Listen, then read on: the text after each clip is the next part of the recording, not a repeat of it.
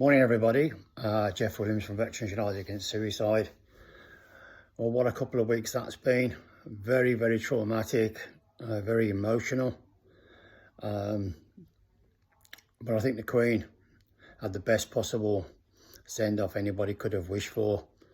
I have to say the serving guys, to a man and a woman, were spot on. And there's a lot of veterans out there looking down on the last couple of weeks' ceremonial duties with envy. God, would they have wished to have been there. But now is probably the time. I couldn't do anything over the last couple of weeks with all that going on.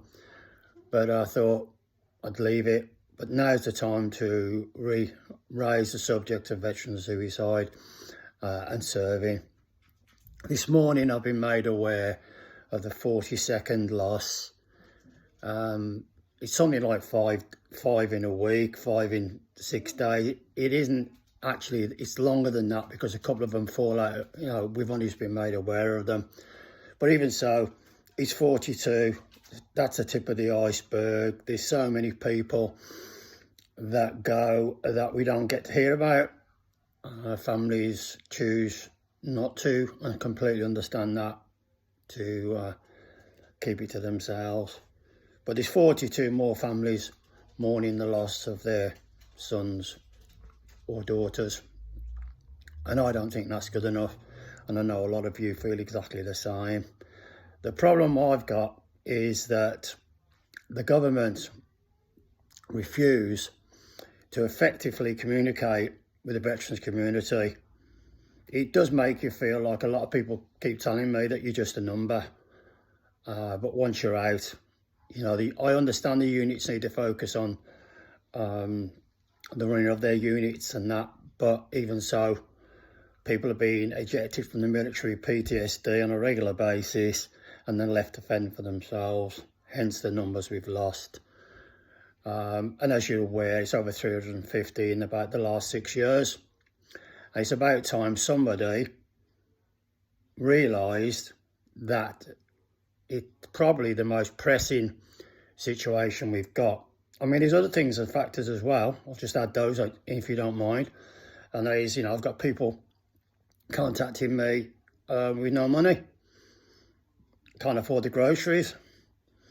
Can't afford the electric bills. And I know all the, you know, the civilian world is struggling in that area. But that's an add-on to what the military were already suffering. We got that added on the top. And it is about time somebody took the bull by the horns and did something about it. We all know it's a fact. I spoke to Op Courage and they haven't got enough resources to cover the number of people that require treatment. Whether you like it or not, it is a postcode lottery. Charities are working full out to help and support, but 42 losses is very disappointing, and it undermines all the efforts that they're putting in.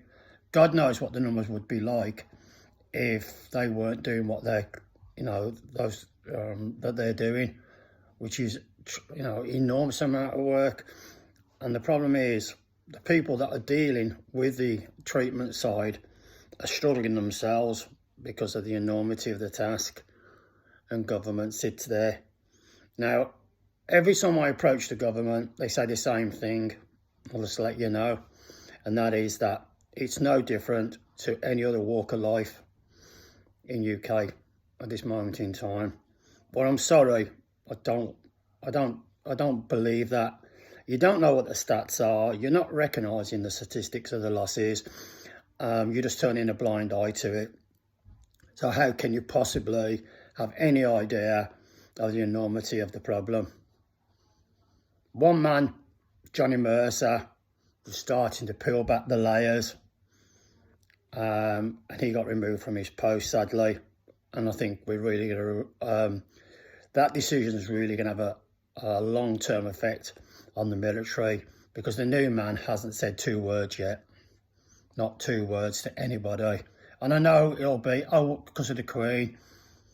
The Queen, I honestly believe it's not going to be unpopular way of saying it.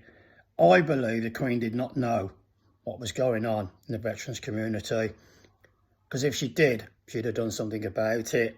And what you've got is people that are employed to inform her, misinforming her, like I just said, you know, oh no, there's not a problem in the veterans community, you know, it's the same as everywhere else. It is not. Compare the military with the police force. 42 police officers this year killed themselves, and 350 in the past 5-6 years, averaging around about 60, 70, one every 5.2 days. No, we wouldn't have a bloody police force left if that was the case. It's about time somebody spoke to the veterans community, not the yes men. They need to speak to people who are realistically on the ground, experiencing the things I see on a daily basis. It's not good. That's my message. You know, there's a lot wrong in the veterans community at the moment. And yes, you know, a new lady in charge, Liz Truss. Hopefully Penny Mordaunt, who is a veteran herself, hopefully she'll have a ear and say, look, we need to look into this. We can't leave it as it is. We're losing too many people. 42 this year alone, 42 funerals. The ripple effect to the families and friends of those people and the people that have served with them is immense. Something needs to happen, and something needs to happen now. That's all I want to say, really. I think I've got most of it off my chest. Hopefully it's been put across in a sensible, well-constructed manner. But 42 losses, just let that soak in. You know, 4 or 5 in the last week. You know, somebody said to me, is it because of the Queen? No, there's no evidence that's the case. I think just people are, it's just layer upon layer of deceit, negativity, no hope. You know, ask yourself, why do these people with their whole life in front of them commit suicide? Why? They're in such a desperate situation where they feel let down and they feel betrayed. That's the message I'm getting from their families. And then the families are expected to live with it and just disappear off the radar, head bowed, and get on with it. And it's not working. Jeff Williams, Veterans United Against Suicide. Please share this post out. Hopefully it will find some sympathetic ear somewhere that will talk to the veterans community in an effective manner, well constructed, well organised, you know, person that can put this together and start communicating out to us some positives so that we can get that around the veterans community, instead of all we seem to be able to do at the moment is send out negatives, and that's not helping anybody. Jeff Williams, Veterans United Against Suicide. Look after yourself, everybody.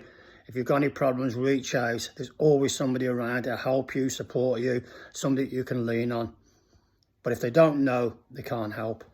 And I know from the last week, 2 or 3 people have written to me, traumatised by a friend that's passed because they couldn't do anything about it. They wasn't aware. They thought they were okay. Saw some signs, but ignored them, and now they're blaming themselves, which is so sad and unjustifiable. It's not right. Look after yourself. All the best. Stay strong. Jeff Williams, Veterans United Against Suicide. Bye-bye.